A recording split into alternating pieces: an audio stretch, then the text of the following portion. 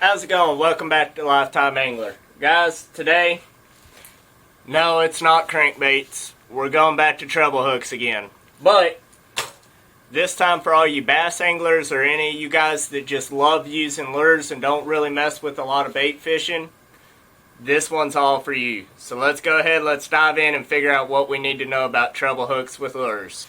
Alrighty folks, so everything from crankbaits to rattle traps to spoons, swim baits, topwater baits, all of it uses treble hooks.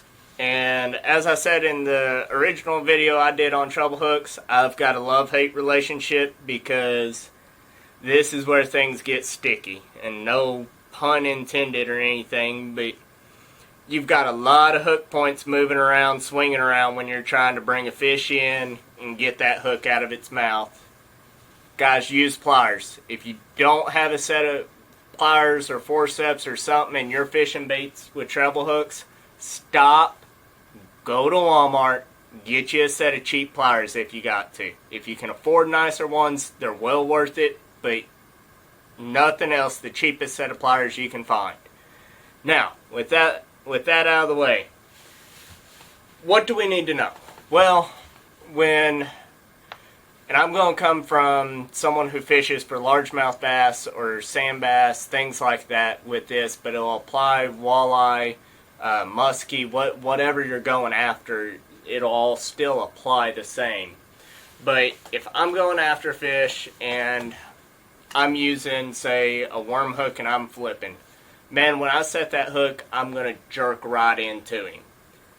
Treble hooks, if I do that, odds are I'm going to bend out a hook, I'm going to straighten out a hook, I'm going to lose a fish. As a matter of fact, hang on, I'll roll a little bit of a clip on one that I've got to replace the hook. And really, it's not a big hook, not a big lure. It wasn't a huge fish, a little 1-2 pound bass probably, but I lost the fish and I'm out of treble hook now. They're cheap, but still, it sucks. So here's that footage. Alright, so case in point, y'all. If you can see it, that hook point is bent out a lot more than the others. This hook needs replaced. Alright, so if we just set the hook into them, jerk it to them like we're flipping a jig or something like that, we're going to wind up with a trashed hook, no fish to show for it. So what do? Well, first thing, if you can, it starts with your equipment. When you're using lures with a treble hook, try and use a rod that has a little softer tip that's going to bend a little bit easier. It's going to be a little more forgiving, let that fish pull on the rod a little bit more without straightening the hook out.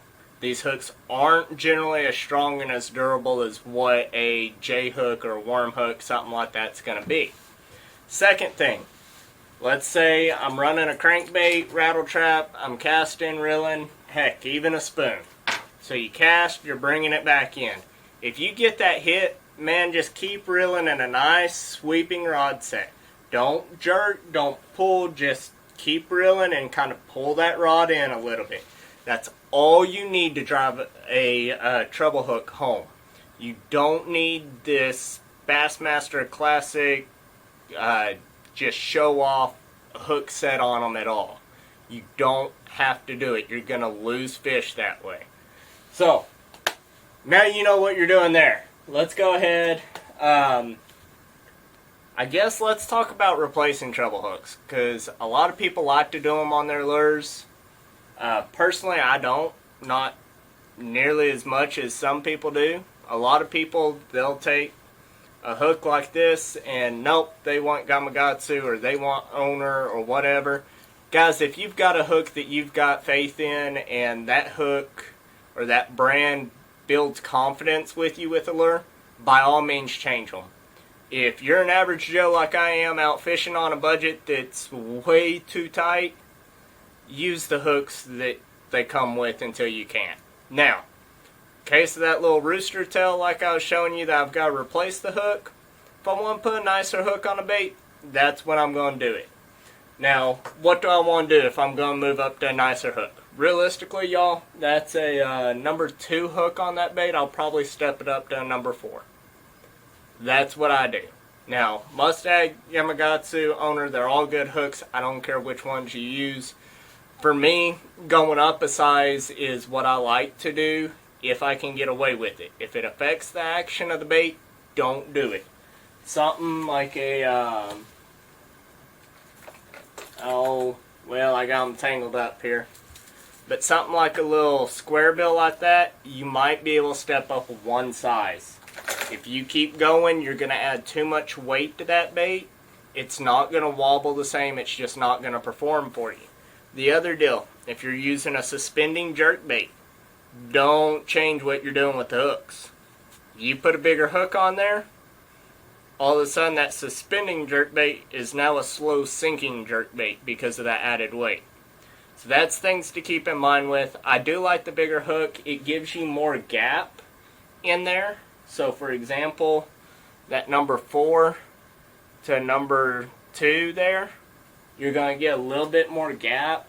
So there's more room for that hook point to move around and get into the fish there. So I like that. The other thing people like to talk about is, man, do you need an extra wide gap hook? Well, if I'm worm fishing, yes. Treble hooks, nah, I don't need it. Personally, I don't like them either. They take a little bit more bite to get into the fish's mouth. Now, do they hang on to the fish better? Most definitely.